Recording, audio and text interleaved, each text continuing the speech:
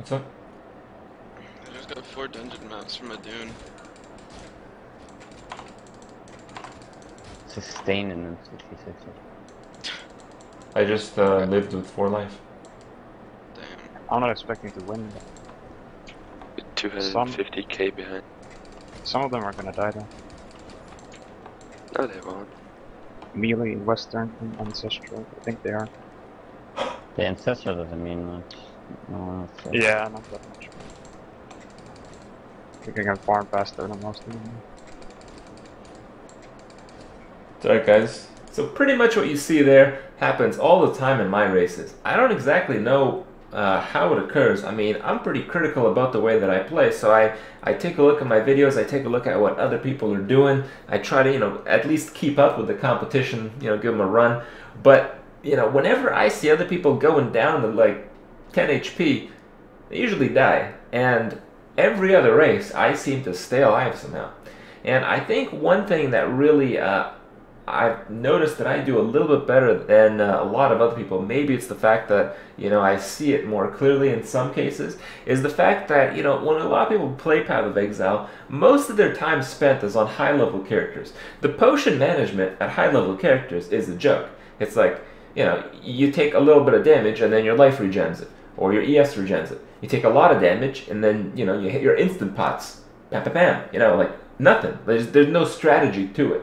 But when it comes to racing, sometimes you have terrible potions, and sometimes you have to use these potions repeatedly because you're taking such a crazy amount of damage. So you have to kill while you're using them. You have to be intelligent about it.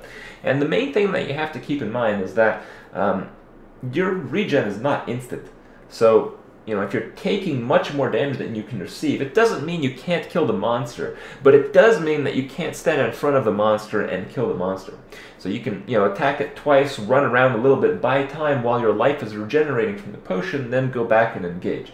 And this kind of practice, I've seen it fairly absent in a lot of people's race videos that I've seen. I think it's largely because people don't really pick up on these things, even though they are fairly obvious to some. It's really implementing it. The reason I'm talking about it is because it's very important to push yourself to the farming zone when you're doing a race. So when it comes to a race like doing the Western farming or whatever, getting to Western is a big part of the race. In fact, it's probably the biggest part of the race, because once you're there, if your gear is all right, if you're able to do it at a reasonable speed, you're at the mercy of the RNG gods, So, it's really important to try to push yourself, and you can kind of get by through a lot of the content just by using your potions intelligently. And, it's pretty fun to almost die all the time, but never quite so. On the other thing, I've learned quite recently from an observation during a race yesterday that when I'm doing a map, or when I'm doing like a zone, so like an instance of Western Forest, for instance, the mob density, the champion packs, the rare packs are consistently good or bad, typically. And this is something that we notice when we do maps, but I don't think it's something that many of us have picked up on, because I haven't. I mean, what I mean is, when you do, let's say, sometimes you do a cemetery map, and you get a lot of monsters everywhere, and then you do another cemetery map, and it's like empty. And I think the same kind of concept applies to these zones, where each of the mob, parameters have a range.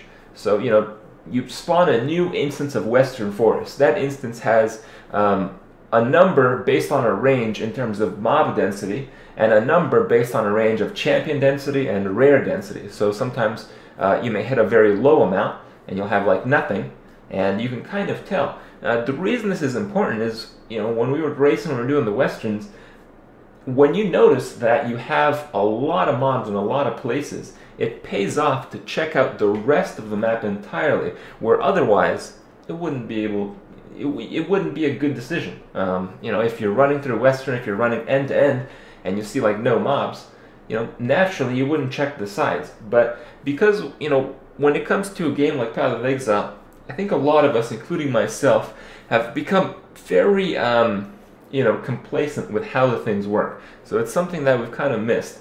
and I think it's very important. And ultimately, you know, through these observations, through future observations, through future practice in racing and stuff, you know, learn more about the game, and eventually, hopefully, we'll win all the Debbys again.